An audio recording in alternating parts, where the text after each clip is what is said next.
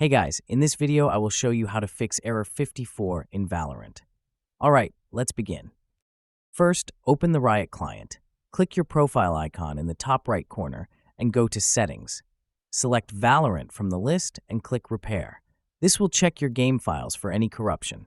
Once done, press OK and close the window. Next, press Windows S, search for CMD, right-click Command Prompt and select Run as Administrator. In the command window, type the following commands one by one. ipconfig/flush DNS, nets winsock reset. After running both commands, close the window. Now go back to the Start menu, search for Control Panel, and open it. Set View By to Category, then go to Network and Internet, Network and Sharing Center. On the left, click Change Adapter Settings.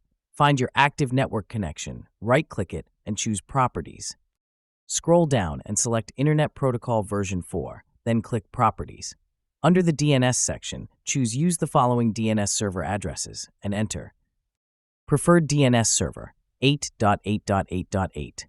Alternate DNS server, 8.8.4.4. Click OK, close everything, and restart your computer.